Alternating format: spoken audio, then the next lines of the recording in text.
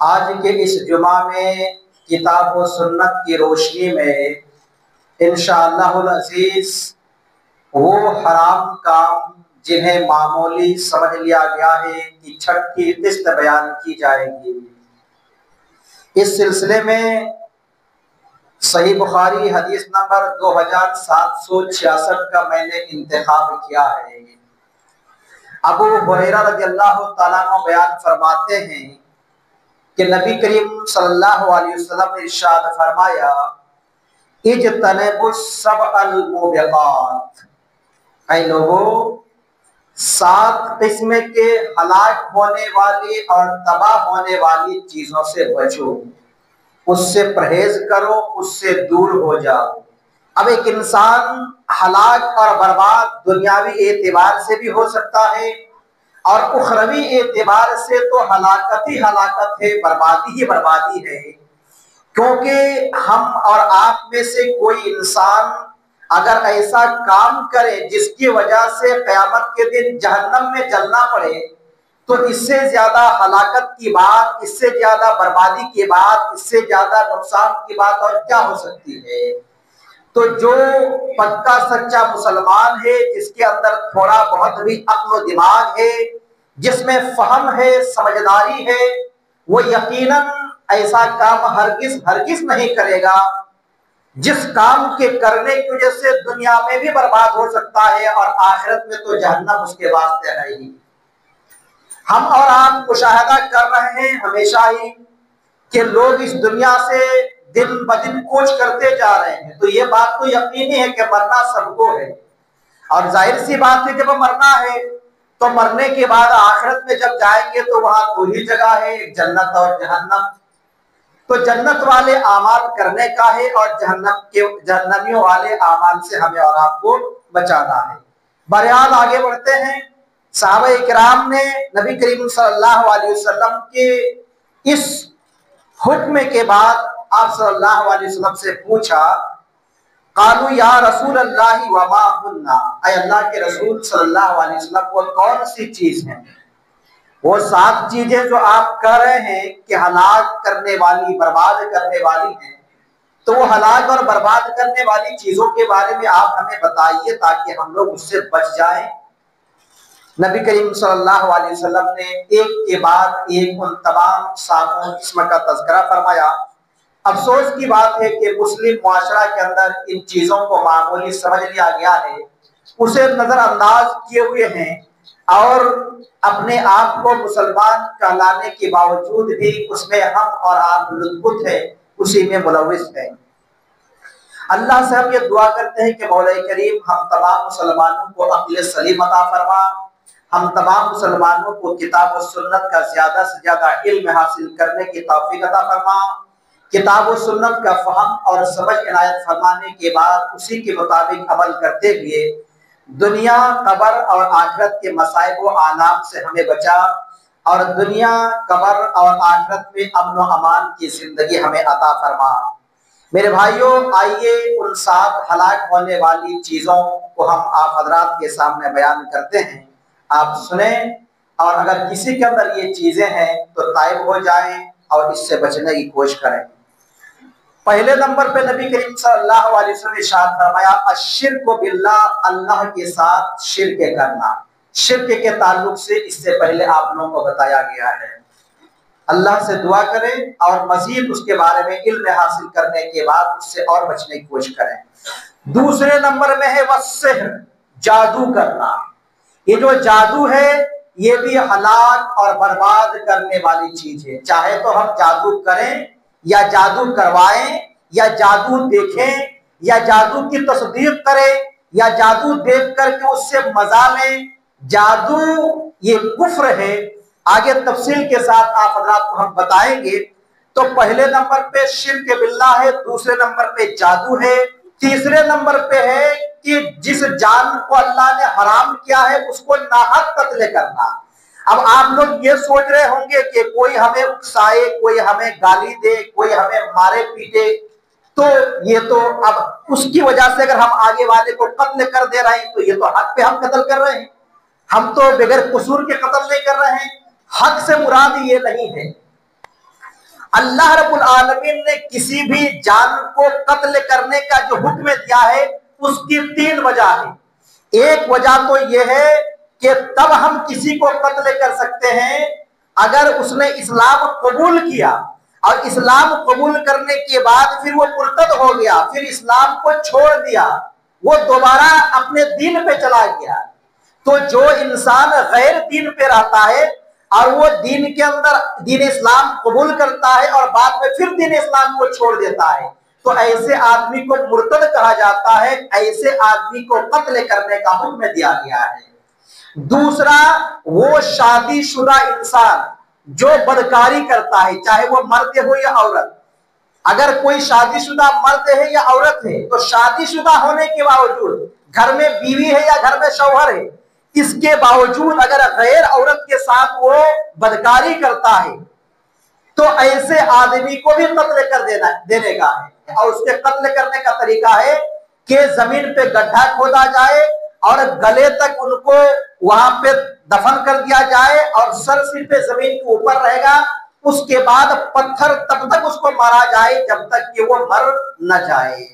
थोड़ी देर के लिए आप लोग ये सोच रहे होंगे कि ये तो गैर इंसानी फेल है, गैर इंसानी काम है, ये तो बहुत बड़ा जुल्म है।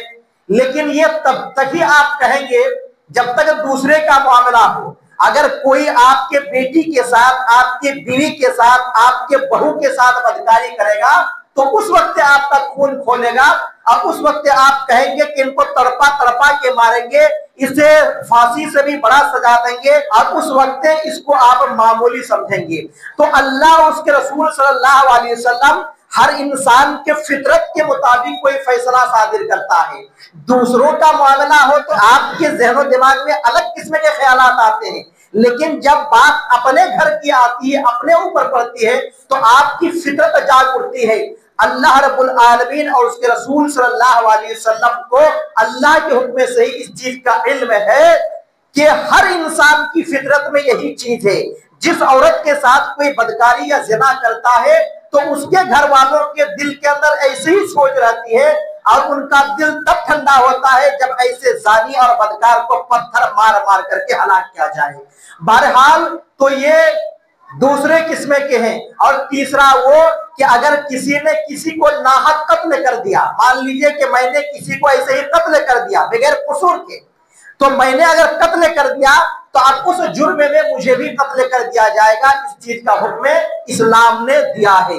ये अलग बात है, वहां पे ये भी हुक्म दिया गया है कि अगर माफ कर दिया जाए तो ये ज्यादा बेहतर है, या तो कुछ रुपया पैसा लेकर के उसको छोड़ दिया जाए तो वो भी बेहतर है। लेकिन अगर कत्ल करना चाहे तो कत्ल कर सकता है, कत्ल के बदले कत्ल। तो मेरे भाइयों, किसी भी मुसलमान को 3 सबब से ही कत्ल कर सकते हैं। या तो उसने इस्लाम कबूल करने के बाद फिर उस दिन को छोड़ दिया, या तो शादीशुदा ने बदकारी की, ज़िना का इर्तिकाब किया, या तो फिर किसी को नाहक कत्ल कर दिया है तो उस कत्ल के बदले में इसे कत्ल कर दिया जाएगा। इसके अलावा किसी और वजह से कत्ल नहीं किया जा सकता है। और हम और आपने इसको मामूली समझ लिया है। शैतान हमारा खुला हुआ दुश्मन है, हमें फौरन थोड़ी थोड़ी बात में गुस्सा दिलाता है और हम लोग आपे से बाहर आ जाते हैं और खून खराबा की नौबत आ जाती है। कितने घराने ऐसे हैं जहां के बारे में ये भी रिपोर्ट मिलता है कि बेटे ने माँ या बाप को कत्ल कर दिया, या तो बाप ने बेटे का कत्ल कर दिया, या तो भाई ने भाई का कत्ल कर दिया। तो इस तरीके से थोड़ी थोड़ी बात में कत्ल करना ये बहुत बड़ा जुर्म है, ये हलाक होने वाली चीज है। इसी तरीके से वअक्लुर रिबा, सूद खाना, सूद के ताल्लुक से किसी और मौके पर बताएंगे। अभी इख्तिसार के साथ इतना बताता हूं, नबी करीम सल्लल्लाहु अलैहि वसल्लम की एक हदीस के अंदर बयान किया गया है कि सूद लेने वाला, सूद देने वाला, सूदी कारोबार को लिखने वाला और सूद के बारे में गवाह बनने वाला, ये सबके सब गुनाह में बराबर है और इनके ऊपर अल्लाह की लानत बरसती है। और अल्लाह की लानत बरसने का मतलब है कि अल्लाह ताला ऐसे इंसान के ऊपर रहम और करम का मुआमला नहीं करता है और उसकी बरकतें उससे छीन ली जाती है। कितने हम लोगों में से ऐसे लोग हैं जो सूदी कारोबार के अंदर मुलविस हैं। आज हमारी जरूरत है उस हिसाब से हम जरूरत के तहत बैंक में अकाउंट खुलवाएं, वो अलग मसला है। लेकिन कुछ लोग ये सोच कर रखते हैं कि बैंक में हम रखेंगे तो वहां से सूद हमारा बढ़ेगा और इजाफा होते जाएगा, उससे हम फायदा उठाएंगे। तो चाहे बैंक में इस नियत से रख रहे हैं, या तो पोस्ट ऑफिस में रख रहे हैं, या तो नॉन बैंकिंग जो खुले हुए उसमें रख रहे हैं, ये सब के सब सूद में आता है। ये सब हराम है, ये सब हलाक और बर्बाद करने वाली चीज है। अफसोस की बात है कि गैरों ने सबसे पहले हमारे दीन और ईमान को छीना और हमें पूरी तरीके से दीन से पैदल कर दिया। शैतान के बारे में अल्लाह रब्बुल आलमीन ने कुरान के अंदर बयान फरमाया है कि शैतान इंसानों को इस बात से डराते रहता है कि कहीं तुम अगर अपने माल को खर्चा करोगे तो गरीब ना बन जाओ, फकीर ना बन जाओ। तो सदका और खैरात करने के लिए ये उसको मना करता है, उसके दिल में वैसे ख्यालात डालता है। और ज्यादा से ज्यादा माल हासिल करने के लिए इनके दिल के अंदर हिर्स और लालच डालता है। कभी तो इनको कहता है देखिए काफिर और मुशरिक कितना तरक्की कर रहे हैं, रातों रात लखपति और करोड़पति बन जा रहे हैं। उन्होंने बिल्डिंगें बना ली, उन्होंने गाड़ी भारी खरीद ली, उनका बैंक बैलेंस बन गया, उनके जमीन जायदाद बन गए। हम मुसलमान इसीलिए पीछे हैं। अल्लाह के नबी करीम सल्लल्लाहु अलैहि वसल्लम ने एक हदीस के अंदर बयान फरमाया कि ये दुनिया काफिरों के वास्ते जन्नत है और मोमिनों के वास्ते ये कैद खाना है।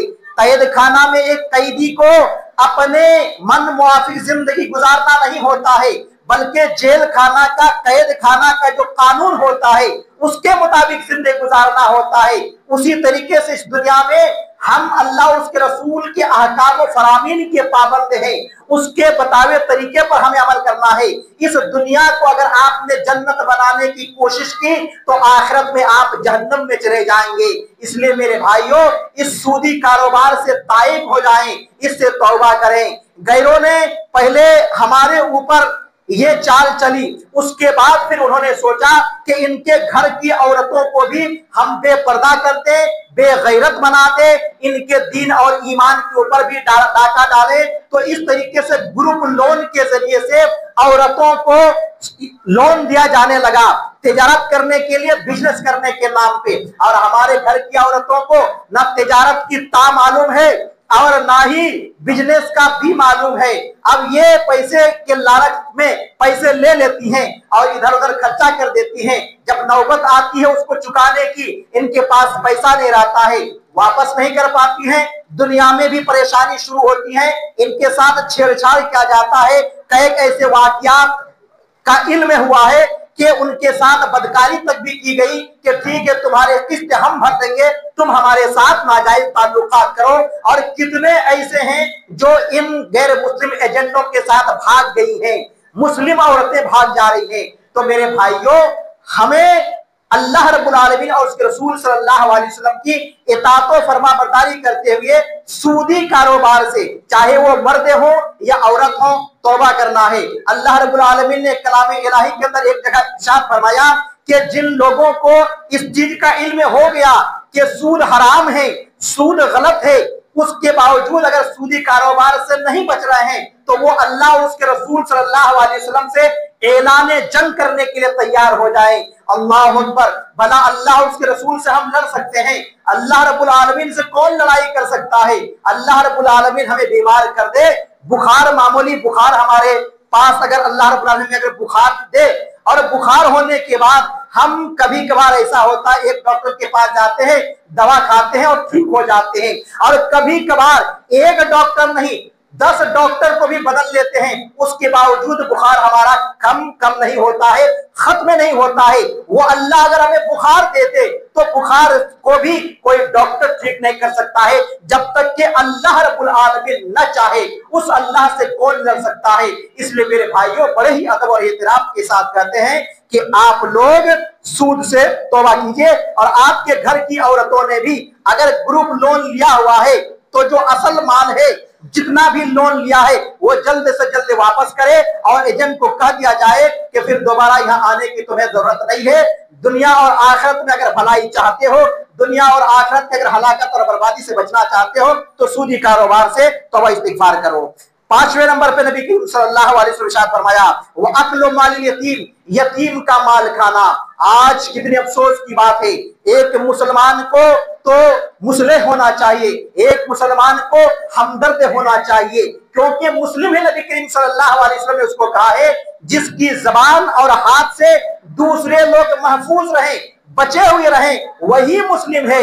लेकिन आज हम मुसलमान इसी ताक में रहते हैं, इसी फिराक में रहते हैं कि किधर से किसी का माल हमारे हाथ लग जाए। और खुसूसन अगर कोई आदमी मर जाता है, किसी का इंतकाल हो जाता है, वो रुपया पैसा वाला होता है, छोटे छोटे बच्चे वो यतीम हो जाते हैं, ये बजाय इसके कि यतीम बच्चों के सर पे हाथ रखता, उसकी खबरगिरी करता, इस कोशिश में रहता है कि बच्चे क्या करेंगे इतना मालो दौलत, बस उसको हड़पने की कोशिश करते हैं।